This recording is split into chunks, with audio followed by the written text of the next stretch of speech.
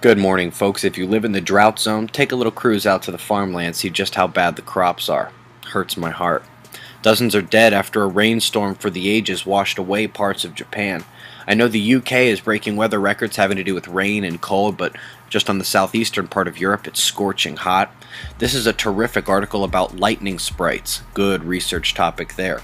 It was the Stanford VLF group that took the study of sprites, tracked the waveguide energy, and eventually became the foundations of the HARP program.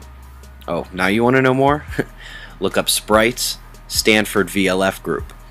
Look in the strait between the land here. That ice right in the center is broken. Good photos of the change here. If you live in the United States, checking Torcon is pretty much all you need to do to check for severe weather in your area. The induction magnetometer anomaly returned yesterday, going down to the BZ component. It wasn't at 1400. It's not much interest to me. I've heard T-bar 1984 has a good explanation. Quake activity is rising. A 5-pointer hit the Pacific Ridge yesterday. Mexico saw a moderate tremor inland, followed by another one nearer the coast. The ridge took another shot a few hours later, and a Costa Rican volcano is officially awake from a nap. We just had a 5.9 in Fiji this morning, and the Caribbean plate is active. Looking at the sun, up top in the center, that dark corona hole faced us 3 days ago and is now pushing a strong solar wind stream at us. Having a look at the telemetry, it looks a bit boring, but the yellow is right around 500 kilometers per second. That's higher than ambient solar wind speed. Can you see the Earth footprint down there on the right? She jumped to this location yesterday just in time for that active region to take a hit of bath salts and go apeshit for about 2 hours.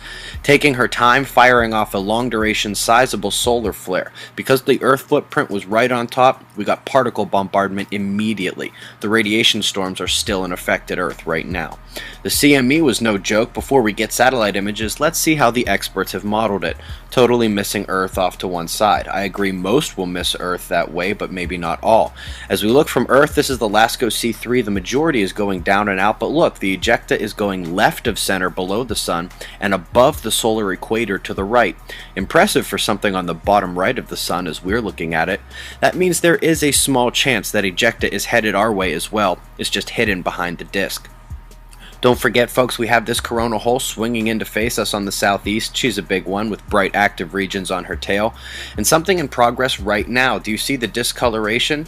Center disk, northern hemisphere where the last coronal hole was, the little one, a plasma filament is born. Little dude, sit still, stay in your seat, no need to erupt and come chill with us. New moon tomorrow as Uranus and Mars come to geocentric opposition. Volcano and earthquake watch continues, folks. That's the news. Be safe.